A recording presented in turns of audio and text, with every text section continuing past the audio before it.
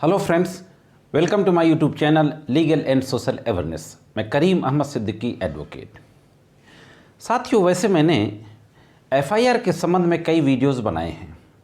FIR क्या होती है, पुलिस एफआईआर जल्दी क्यों नहीं लिखती है, किन अपराधों में एफआईआर होती है और ज़ीरो एफआईआर क्या होती है, इस संबंध में मैं ऑलरेडी वीडियोस बना चुका हूँ। डिस्क्रिप्शन में मैं सभी वीडियोस का लिंक दे दूंगा, आप वहां पर उनको डिटेल में जाकर के देख सकते हैं। आज के इस एपिसोड में मैं बात करने जा रहा हूं कि यदि किसी क्रिमिनल मामले में एफआईआर विलंब से दर्ज की जाए, डिले एफआईआर, तो उसका मुकदमे की ट्रायल पर क्या असर पड़ता है, उसका कितना फ़ायदा अभियुक्त को मिलता है और कितना नहीं मिलता है, इस संबंध में लॉ क्या कहता है, इन सारी बातों के बारे में आज बातचीत करते हैं और ऑनरेबल सुप्रीम कोर्ट के कुछ महत्वपूर्ण जजमेंट्स में जो प्रिंसिपल्स लेट डाउन किए गए हैं उन पर भी एक नज़र डालते हैं। तो जोड़े रहें आखिरी तक, देखते हैं कि इस संबंध में क्या महत्वपूर्ण जानकारी है।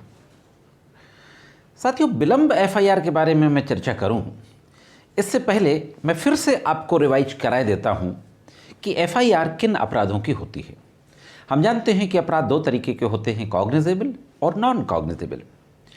क्रिमिनल प्रोसीजर कोड के सेक्शन 154 के तहत जो कॉग्निजेबल ऑफेंसेस होते हैं उनकी इंफॉर्मेशन ही एफआईआर होती है, फर्स्ट इंफॉर्मेशन रिपोर्ट।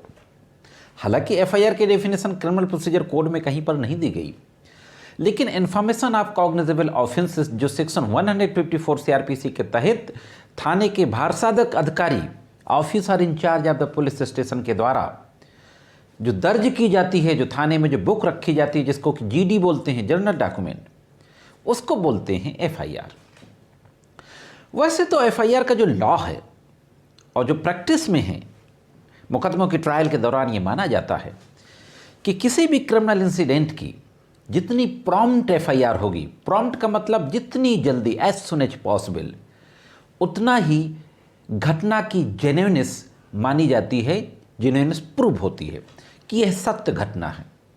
और एफआईआर दर्ज कराने में जितना डिले होगा, जितना विलंब होगा, तो यह माना जाता है कि यह आफ्टर थॉट स्टोरी है। आफ्टर थॉट स्टोरी के चांसेस ज़्यादा हैं। सोच समझ करके, लोगों से सलाह मशवरा करके, जिन लोगों के साथ रंजिश थी उनको फंसाने के लिए एक फैब्रिकेट की गई है स्टोरी, इस बात के चांसेस ज़्यादा होते हैं और डाउट क्रिएट होता है।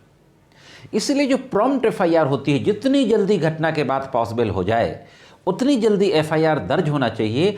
अगर डिले है तो फिर डिले को एक्सप्लेन करना चाहिए।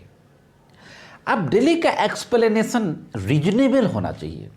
इसी संबंध में ऑनरेबल सुप्रीम कोर्ट के कुछ महत्वपूर्ण केसेस को देखते हैं। हम सभी जानते हैं कि एफआईआर के बाद इन्वेस्टिगेशन शुरू होता है और इन्वेस्टिगेशन के बाद अगर सबूत पाए जाते हैं एक्यूज्ड के खिलाफ तो कोर्ट में चार्जशीट फाइल की जाती है और ट्रायल चलता है।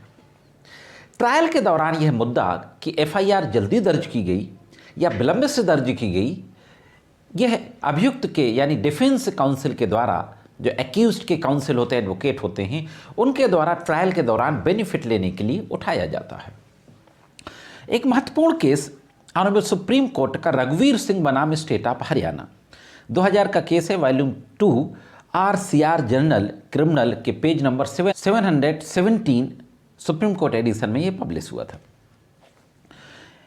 इसमें ये कहा गया था कि अगर कहीं पर कोई, किसी को चोट लगी हुई है, कोई घटना हुई, मारपीट हुई या किसी को के ऊपर हमला किया गया, किसी भी चीज़ से हमला हो सकता है, किसी धारदार हथियार से हमला हो सकता है, किसी फायर आर्म वेपन से हमला हो सकता है, उस स्थिति में जबकि व्यक्ति चुटहल है, इंजर्ड है, तो उसकी जान बचाना जरूरी है, पुलिस स्टेशन जाना जरूरी नहीं है।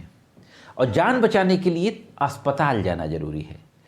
तो चुटहल को पहले अस्पताल ले जाना जरूरी है जान बचाने के लिए, इसके बाद पुलिस स्टेशन जाना जरूरी है। अस्पताल ले जाने में जो डिले होगा वो ये एक्सप्लेन हो जाएगा कि अगर विलंब से एफआईआर दर्ज हुई है और ये एक्सप्लेनेशन आता है कि चूंकि चुटहल को पहले अस्पताल ले जाना जरूरी था, अगर हम अस्पताल ना ले जाते तो उसकी जान को खतरा हो सकता था, तो यह डिले ऑनरेबल सुप्रीम कोर्ट ने माना कि this is a reasonable delay और प्रॉपरली एक्सप्लेन्ड हो गया।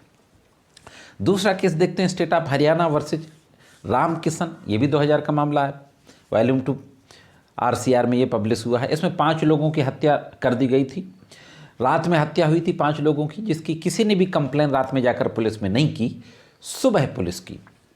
अब ट्रायल के दौरान जब डिले FIR का मामला आया तो यह एक एक्सप्लेनेशन आता है प्रोसिक्यूशन की ओर से कि चूंकि रात में सब लोगों को डर था, डर की वजह से कोई बाहर नहीं निकला, अपनी जान को भी खतरा था, इसलिए सुबह जाकर थाने में FIR दर्ज कराई। इस एक्सप्लेनेशन को भी ऑनरेबल सुप्रीम कोर्ट ने माना कि this was the reasonable explanation. Next case देखते हैं, Dilawar Singh versus state of Delhi, AIR 2007, page number 3234 में ये पब्लिश हुआ है। इसमें ऑनरेबल सुप्रीम कोर्ट ने एक जनरल प्रिंसिपल लेट डाउन किया सारे ट्रायल कोर्ट्स के लिए। ऑनरेबल सुप्रीम कोर्ट ने इस केस में कहा कि FIR में देरी का जो कार्डिनल प्रिंसिपल है वह यह है कि उसका स्पष्टीकरण क्या है, इस बात के लिए ट्रायल कोर्ट तलाश करें। यानी डिले FIR को प्रॉपरली एक्सप्लेन किया गया है कि नहीं, उसका रीजन क्या है, स्पष्टीकरण क्या है, ट्रायल कोर्ट इस बात की अच्छे से तलाश करें। यह बात दिलावर सिंह के केस में कही गई। एक और महत्वपूर्ण केस जो रेप से संबंधित है। रेप के मामलों में माना जाता है कि रेप के मामलों में अगर विलंब से FIR होती है तो उसका कोई भी असर प्रोसिक्यूशन पर नहीं पड़ता है।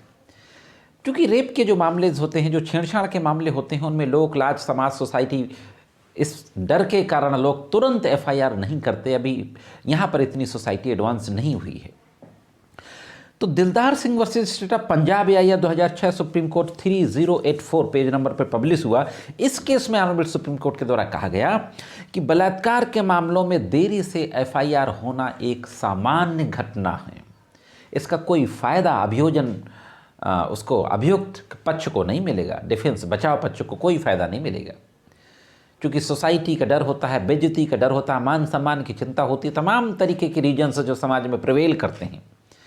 इस वजह से बहुत सी घटनाएं तो ऐसी होती हैं छेड़छाड़ और रेप से संबंधित, जिनको दबा दिया जाता है, खास तौर से रूरल एरिया में बाहर ही नहीं आ पाती हैं। तो जहां रेप से रिलेटेड कोई क्रिमिनल इंसिडेंट है, वहां अगर FIR देर से भी पंजीकृत हुई है तो भी उसका कोई असर नहीं पड़ता। अभियोजन के केस में अभियुक्त को कोई फायदा नहीं मिलता है।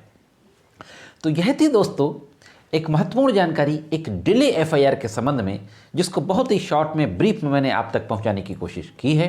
यह जानकारी कैसी लगी कमेंट्स करके ज़रूर बताएं। आज के इस एपिसोड में इतना ही।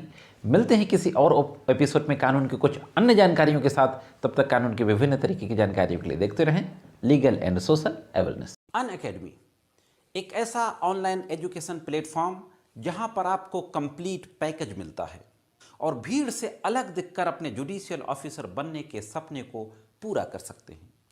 अनअकैडमी एक ऐसा प्लेटफॉर्म है जहां पर आपको प्लस सब्सक्रिप्शन भी मिलता है, जो स्ट्रक्चर्ड कोर्स के रूप में होता है। अनअकैडमी के प्लेटफॉर्म पर जो एक्सपर्ट एजुकेटर्स होते हैं, लॉ प्रोफेशनल्स, उनके द्वारा आपकी क्लासेस ली जाती हैं। यहाँ पर टेस्ट सीरीज भी होती हैं, लाइव टेस्ट क्विजेज वगैरह भी होते हैं, लाइव इंटरेक्शन होता है ड्यूरिंग द लाइव क्लास।